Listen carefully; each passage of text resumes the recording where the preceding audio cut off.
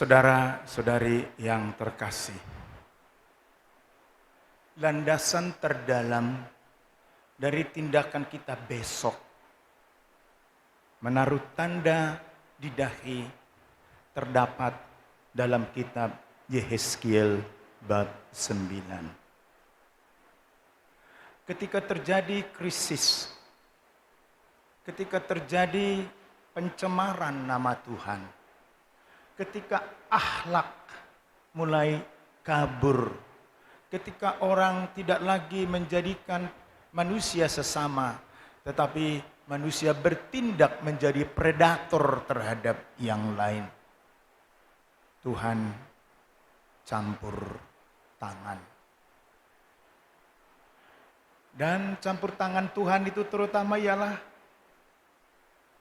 dalam kitab Yehezkiel ini hukuman, yakni kematian. Maka ada ujian. Siapa yang lolos uji, siapa yang tidak lolos uji.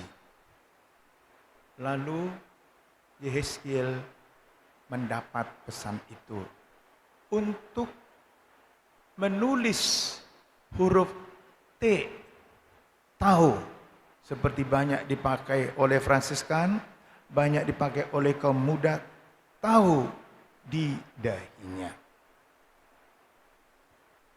Tahun lalu saya sudah menjelaskan ini. Dan kalau saya masih hidup di sini, saya akan menjelaskan ini lagi tahun depan. Mengapa huruf tahu itu penting? Huruf tahu itu adalah huruf terakhir dalam abjad Aram itu. Itulah huruf terakhir. Maka ketika Yehezkiel menyampaikan pesan itu, supaya di dahi orang itu dituliskan huruf tahu, artinya dia yang setia sampai akhir. Karena itu tetangga kita sempat menyanyikan SSA, setia sampai akhir. Tidak begitu saja. Dan itulah sebabnya Fransiskus menandatangani suratnya dengan huruf tahu. Tanda tangan Fransiskus huruf tahu. Dan karena itulah juga Fransiskan di mana-mana pun cenderung memakai huruf tahu. Bahkan iseng-iseng salib Sandamiana ini juga banyak tahu ini. Tahu. 2. Tahu. 3. Tahu. Yakni upaya ikhtiar menjadi setia sampai akhir. Maka kalau ada orang muda memakai tahu, saya tidak pernah pikir, dia suka Fransiskan. Tidak. Saya merasa Tuhan masih ada orang yang berjanji SSA. Jadi kalau kita berani, misioner kita berani pakai tahu itu, ada upaya, ada ikhtiar, setia sampai akhir.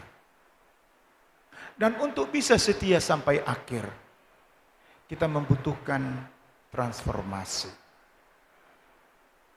Kita membutuhkan bersekutu.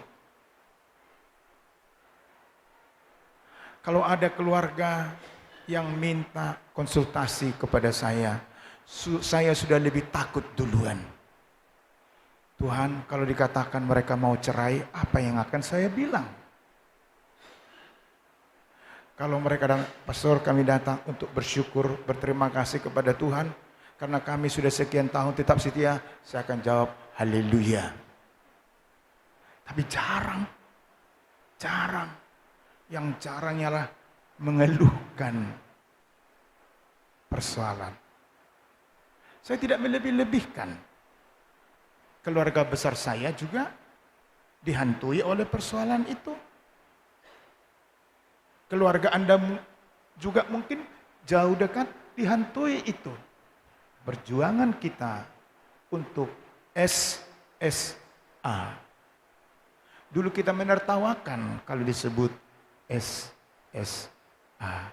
Tapi sesungguhnya membaca kitab Yehezkiel ini, kita membutuhkan itu.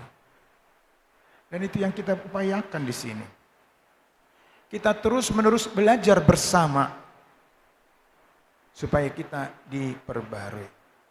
Kita mengakses tradisi kita dengan benar. Kita periksa tradisi kita dengan benar. Tapi kita juga tidak mau orang yang hidup di masa lalu. Karena itu kita perlu mengikhtiar transformasi. Transformasi kita tidak cukup kalau nanti gereja Santo Antonius Padua pagar depannya sudah diganti dan wajahnya difermak. Sebab konsepnya sekarang sedang dikerjakan oleh konsultan dari perumahan Vienna, kilometer 12, Jalan Jamin Ginting. Tidak cukup bahwa gereja di Seyagul sudah pakai AC walaupun kadang-kadang biar pet. Karena menutup kaca mereka pun sudah 3 tahun tidak tutup-tutup. Dituntut kesetiaan. Tidak cukup bahwa di Sunggal sudah dipaving blok halaman, kaya miskin tidak lagi akan terpercik oleh lumpur mobil orang-orang kaya.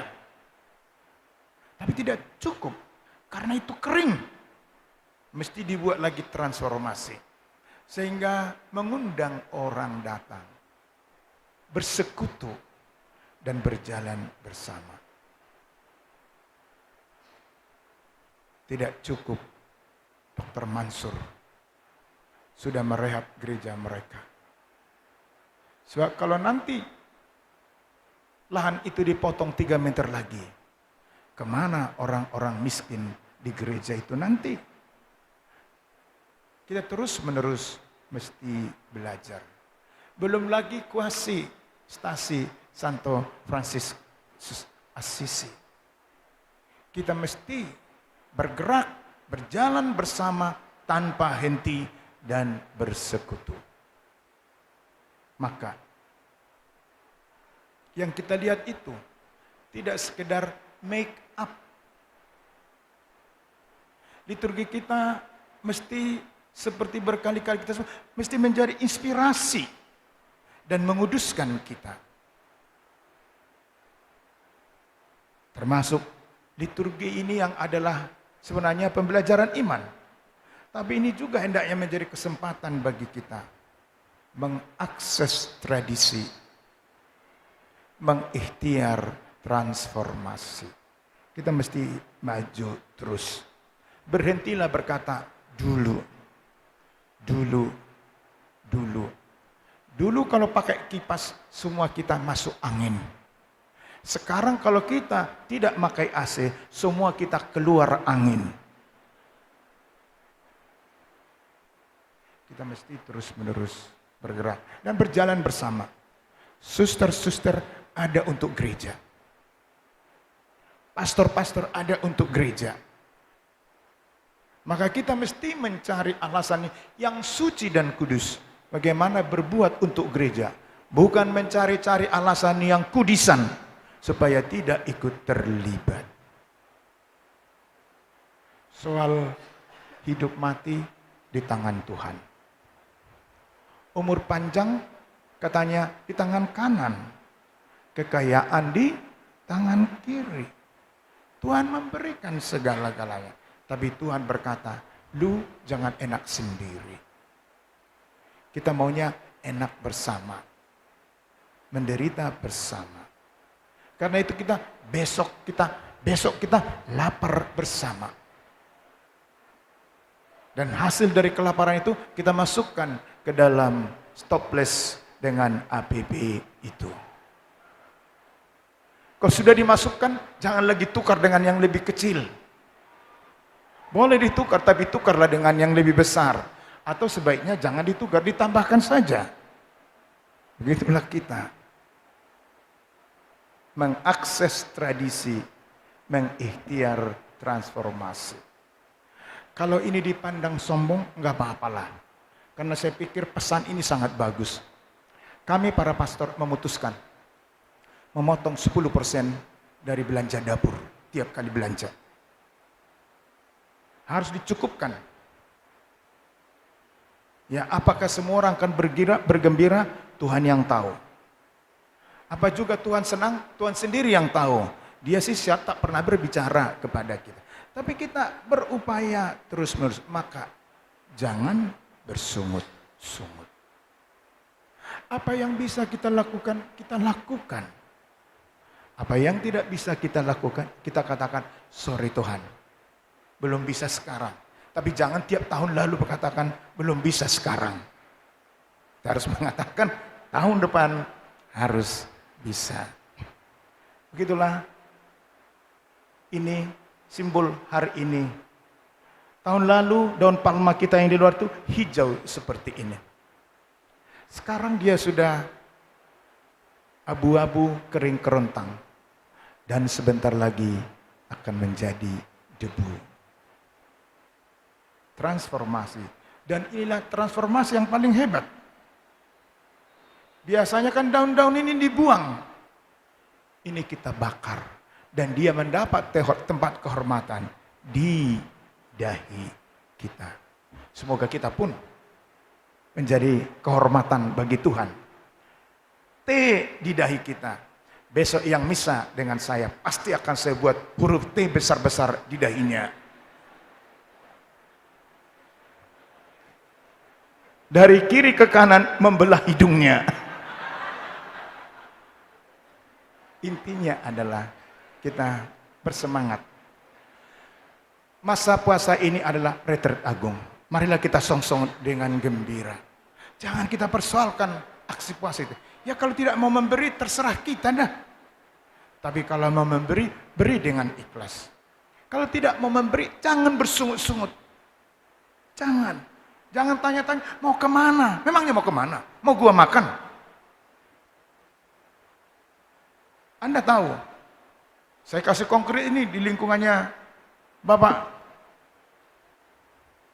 Ini, seorang Bapak meninggal ditabrak truk.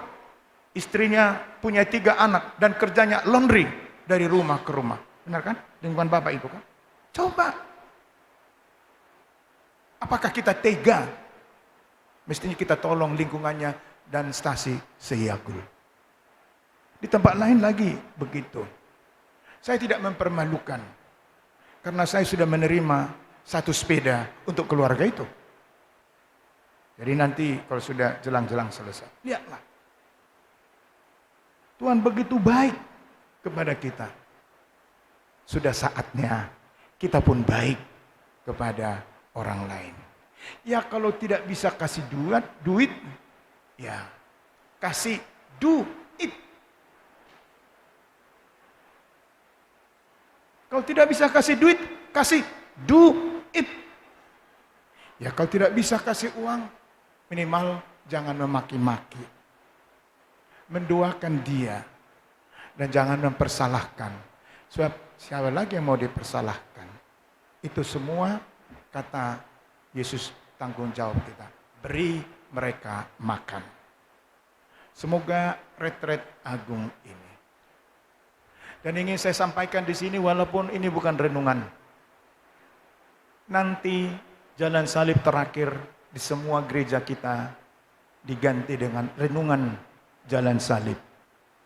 Pada jalan salib yang terakhir.